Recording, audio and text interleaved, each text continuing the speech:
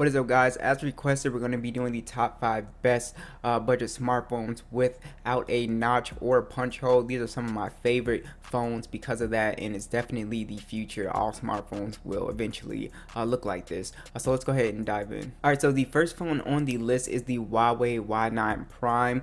This is an excellent buy because it's very cheap right now, around 200 to 220. I will put the links down below. This is an awesome phone if you want to go ahead and watch the video unboxing that I did of this phone. It's an excellent device. So it's a plastic build and it feels really nice in the hand. Even though it's plastic, it has a nice weight to it, and I just love the two-tone color on here. And like I said, the design of this, when you turn it around to the front, the full screen display, very thin bezels, is just a really nice thing to see. So it is an IPS display. It's 6.59 inches, 1080p, 391 for the PPI. The screen was plenty enough bright, and it had some really good viewing angles for an IPS display, very colorful. So overall, I was really satisfied with the display itself. And when you're buying these phones, these are very media focused phones, all of these phones. So if you're watching a lot of YouTube videos, Netflix, Instagram, it will make the experience much more immersive, and it's something that I just really love. That's why I use the 7 Pro, which we'll talk about later, as my daily driver still to this day. So you do have Android 10 with their Magic UI 2.1 on here. When I used it, it was fine, it was fast. You have the Google Now on the left hand side, which I love. I really love the icon designs on here, oddly enough. And you do have the Kirin 710F processor and Mali G51. It's sort of like a low to mid tier chip, so you're not going to be maxing out games on high, but you will be able to game on here, you know, casually game just fine. Micro SD support, 64 gigs of internal storage with 4 gigs of RAM. You have your headphone jack. Like I said, the pop-up camera does pop up. It's a 16 megapixel. And talking about the cameras, you have a triple camera setup, 16 megapixel wide, 8 megapixel ultra wide, and a 2 megapixel depth sensor as well. The cameras on here are definitely not a letdown. I think it takes some pretty solid photos for the price. So it's definitely good dynamic range, pretty solid detail. Again, it's not gonna be all that, but you know, the cameras are solid, so I didn't have a real complaint. This phone does lack NFC as well. The fingerprint scanner on the back is pretty fast. It's the physical one, very fast. So the battery life on here is pretty solid as well. I did a drain test if you want to check that out. A 4,000 milliamp battery. I did not have an issue getting through the day with this phone, so definitely check this one out. Next is the Xiaomi Mi 9T, one of my favorites. I've done a ton of videos on that, so be sure to type that in the search bar and check all of those videos out. But this is a super solid phone. Might be my favorite phone on the list because it's got the full screen AMOLED display that's flat, unlike the 7 Pro. That's something that I just really like. So this also has a glass design, glass and metal design, and for a basically it's like 280 or 289 right now. For the price, it just has a very nice premium feel to it. A lot of phones at that price point aren't glass and metal, so just a beautiful design on here. Like I said, AMOLED display, 6.39 inches, full screen, no notch, 1080p, 403 for the PPI. A beautiful display, very color accurate, very vibrant, and it's just really nice to look at, guys. You also do not have micro SD support, which kind of a letdown on this phone, so I've always been curious on why they decided to do that.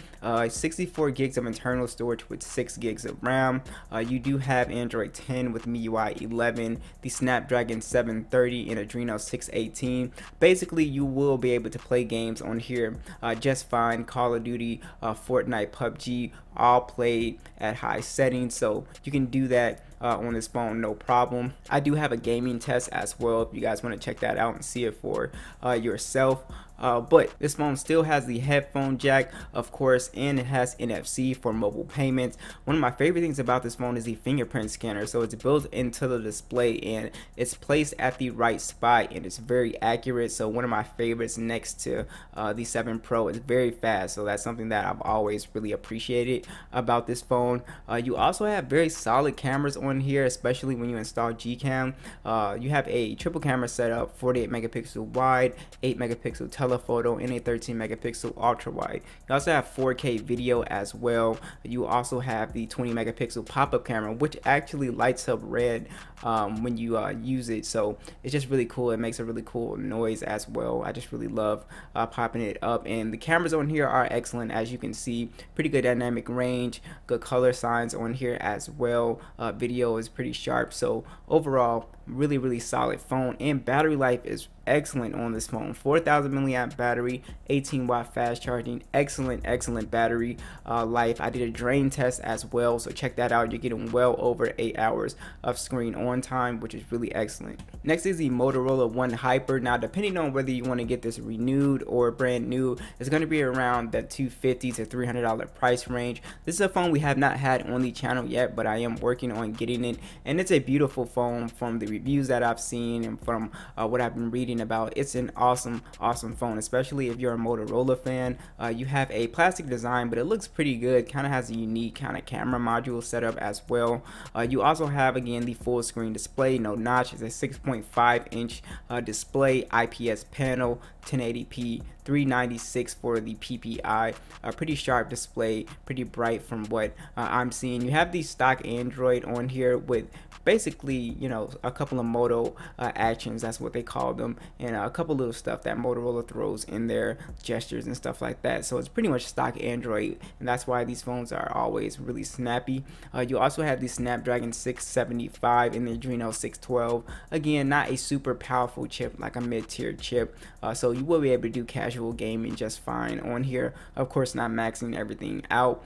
You have micro SD support along with 128 gigs of internal storage and 4 gigs of RAM. Now, this phone does have the 3.5mm jack. You have NFC for mobile payments as well. The fingerprint scanner is on the back. It's a physical one, and from what I've seen, the cameras on here are also super solid. It is only a dual camera setup, so it's a 64 megapixel wide and an 8 megapixel ultra wide, which is fine because most people just really need that ultra wide. It does have 4K video along with a pop-up 32 megapixel camera that shoots in 1080p as well. From what I've seen, photos are definitely fine, especially if you're in some really good lighting. You can get a really good detailed shot. Color science seems to be on point too as well. So this is overall a super solid phone, and also this has a pretty decent sized battery at a 4,000 milliamp battery, and it actually charges at 45 watts, so it charges extremely fast for this price range. So I really love that. So yeah, this is a super solid phone.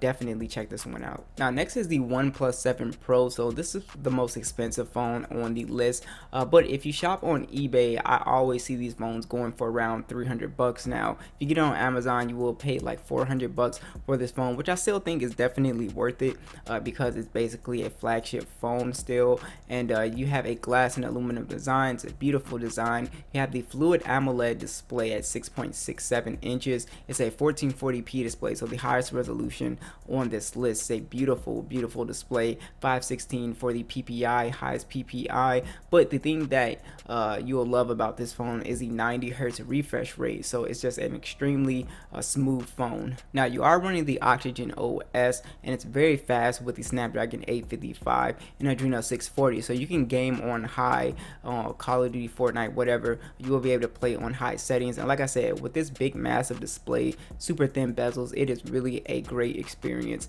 to be able to game like that. You do not have SD card support, which kind of sucks, but you have 128 gigs of storage, which I think is enough for most people. 6 gigs of RAM on the base model as well. You have stereo speakers, which get pretty decently loud too. NFC is on board. The fingerprint scanner on here is one of the fastest, extremely fast, so one of the things I really love. The camera setup on here is actually pretty good. It's a triple camera setup, 48 megapixel wide, 8 megapixel telephoto, 16 megapixel ultra wide. You get 4K video. Pop-up is 16 megapixels, 1080p, and as you can see from these shots, very good color signs, good dynamic range. OnePlus with these software updates has really improved the camera just alone with these software updates from when it first came out, so you're getting a really good camera setup too.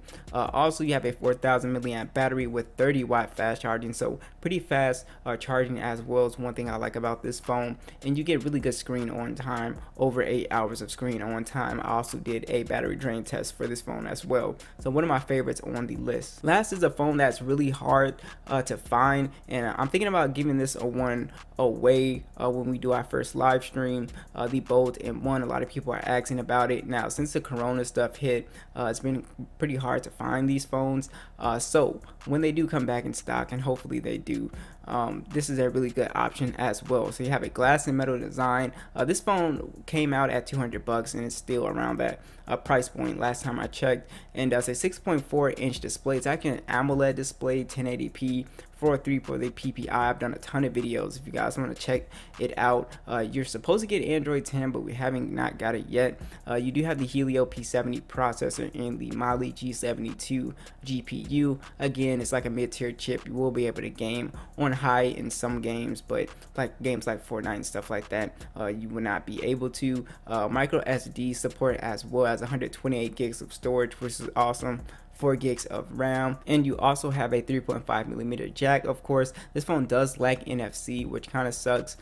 You do have the fingerprint scanner under the glass, which is pretty accurate if you do it right. It's not the fastest, but I've never had a huge issue with it. I've never got frustrated with it.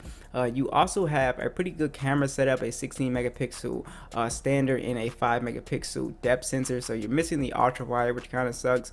The cameras on here are decent. They're not the best cameras, but if you're in good lighting, you will be able to get a pretty good shot.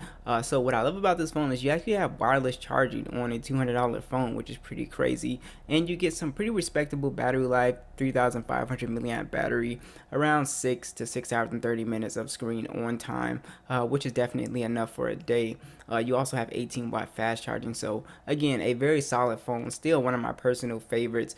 So be sure to check these phones out, and I'll catch you guys in the next one.